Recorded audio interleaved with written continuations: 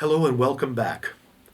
In session 3, we're going to be talking about vision, passion, and goals.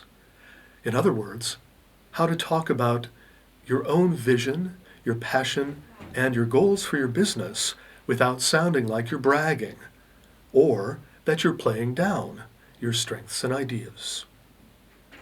Ultimately, an elevator pitch is about taking the courageous step of presenting your business and yourself to a new audience, highlighting what you do, putting yourself forward, and making your business uniquely attractive to that audience.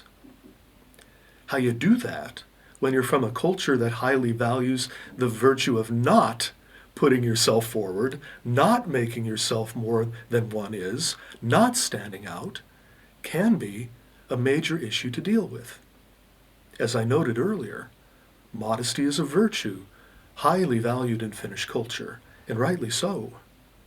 Other cultures, and I'm thinking particularly about the culture of the country I come from, the United States, is something that could be, they could learn from that Finnish emphasis upon modesty. At the same time, my experience in Finland has been that this cultural insistence on modesty also means that the many gifts that Finland has to offer to the world often don't see the light of day in many places. This can be problematic for Finnish entrepreneurs who have to compete in business environments in which the norm is actually very different, where self-promotion is standard and even necessary for the survival and success of one's business. Now, of course, these are cultural issues that we could discuss for an entire course unto itself. But here, I want us to focus on a narrower question. How does one both put one's business and oneself front and center and not do so in a way that feels untrue to oneself, unnatural? In other words, you want to find a voice for yourself that doesn't sound like bragging, while at the same time playing up and emphasizing the strengths of your enterprise and also of yourself as an entrepreneur. And so this question really is a variant of the one that I discussed earlier, that of finding one's own voice in speaking English. Do I sound like myself in English as I do in Finnish? Now, like I say, I understand something of the difficulty here. My friends and I myself really don't think that I sound like me when I speak in Finnish, but I still do it, and gradually I'm finding my own voice.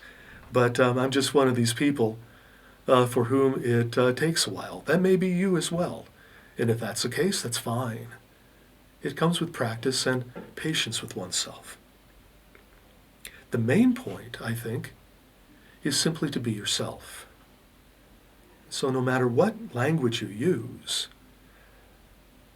you find ways to use that language that fit yourself and the specific situation that you're in, to find ways that feel true to yourself. Now, another way of thinking about this issue is to put it in terms of the vision and passion that are behind your business. In other words, what is it that motivates you to give yourself to your enterprise, to want to tell others about it?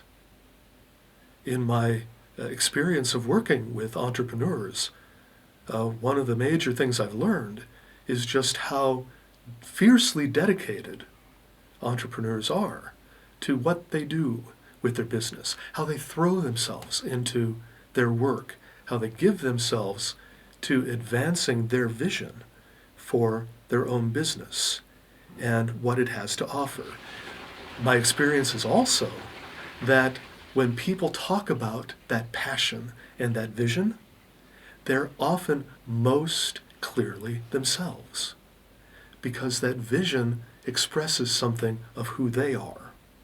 And so I think in identifying that vision and passion, you also find your own voice. And you find ways to articulate that self and that vision you have in clear, articulate language.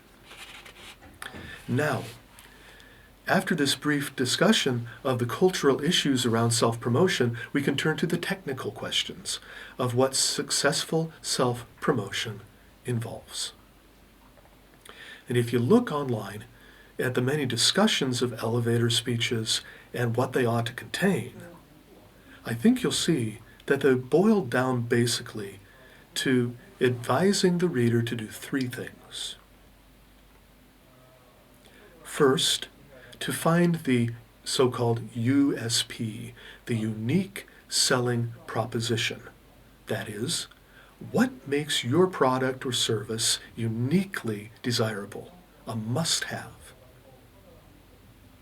Second, to ask yourself, what do you want your audience to remember most about you? What is the lasting impression you want to leave them with? And third, to remember to leave room for a follow-up question. So in this session, we're going to focus only on the unique selling proposition. In the following session, we'll look at what you want to leave your audience with and how to leave room for a follow-up question from your audience. So, after you've introduced your business and yourself within your business, your elevator speech turns then to what you see as the unique selling proposition of your business. What makes your business, in other words, stand out from others out there in the world like it? And there are many online guides to creating a USP. You can Google them for yourself. I give one here just as one example. Many authors on the subject of the USP suggest that the creation of an outstanding USP has to do with your differentiating your business from others like it and aiming your USP at your ideal customer. So again, differentiating your business and identifying your ideal customer.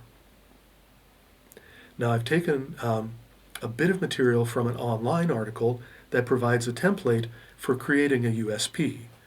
And it's not the only one out there by any means, but I think it usefully provides a template that you can use in the context of creating an elevator speech. And what the author of this post does is use the example of a lion taming business as their model for creating a USP. So, what they say has to do with a number of different points. So, first of all, the business has to be for somebody, for lion tamers. Second, who needs that business? For lion tamers who need high-quality lion taming equipment. Who's going to provide that? Your business. And this online blog uses the name Lucky Leo's Lion Taming Emporium. Use your own name. Which is, in this case, the world's only dedicated online lion taming equipment distributor. In other words, what makes this business unique? A business that provides something that no other business does, namely, provides the very best lion taming equipment delivered straight to your door. Unlike, and you can name competitors there if you like, our business, Lucky Leo's Lion Taming Emporium, is the only e-commerce business in North America that caters specifically to these performers. So in each case, you name who it's for, what you offer that's unique in comparison with your competitors, and how what you offer is unlike anybody else's. Now, with this discussion and this basic template in mind, we can turn to the tasks for this session. So, 2 tasks. Task number 1, please identify your ideal customer, the one at whom you're aiming your unique selling proposition, the person you have in mind as you create your unique selling proposition. Describe this person in detail. Why are they your ideal customer? What differentiates them from other possible customers? What this boils down to really is asking you to identify your audience. People who teach public speaking for a living often say that when you're creating a speech, no matter what it is, it's important to have in mind your audience. And that's true for writing as well, of course. So in this case, identify your unique, ideal customer. And then second, using the template provided in the blog post I just referenced, write your own unique selling point. It should be no more than 1 or 2 sentences in length. Once you've written it, practice delivering it in front of someone you trust to give you honest, constructive feedback on its pace and on its pronunciation, or, if you prefer, record it yourself and listen to it, noting the pace of what you say and its pronunciation.